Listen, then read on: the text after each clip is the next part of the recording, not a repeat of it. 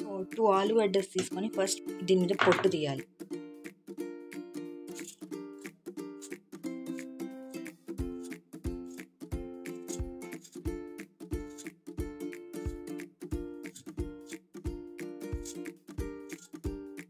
చిన్న స్లైసెస్గా కట్ చేసుకోవాలి.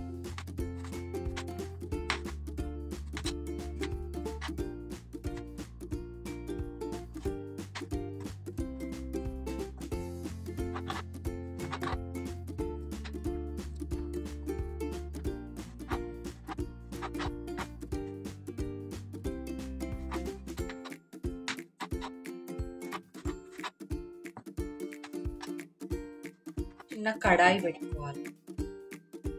ఫ్రైకి సరిపోయేంత ఆయిల్ తీసుకోవాలి. ఆయిల్ హీట్ అయింది. నేను మాత్రం డైరెక్ట్ వేసుకుంటున్నాను. కావాలంటే మీరు కార్న్ఫ్లోర్ కూడా యాడ్ చేసుకొని వేసుకోవచ్చు, ఇంకా క్రిస్పీగా వస్తుంది.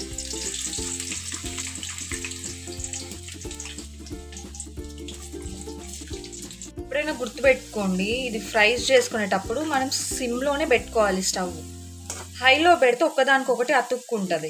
ఇలా లైట్ బ్రౌన్ కలర్ వచ్చేంత వరకు మనం వేయించుకోవాలి. సో ఆ తర్వాత వీటిని వేరే బౌల్లోకి తీసుకోవాలి.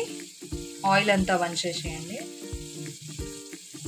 బౌల్ తీసుకొని 1/2 టేబుల్ స్పూన్ ఉప్పు, 1/2 టేబుల్ స్పూన్ కారం, 1/2 టేబుల్ స్పూన్ కంటే కొంచెం తక్కువ మసాలా,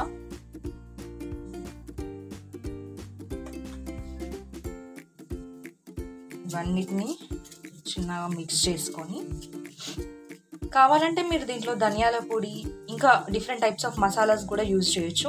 మంచిగా మిక్స్ చేసుకొని ఇందాక మనం ప్రిపేర్ చేసుకున్న మసాలా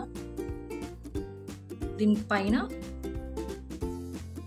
ఇలా వేసుకొని ఒకసారి అటు ఇటు కలపాలి.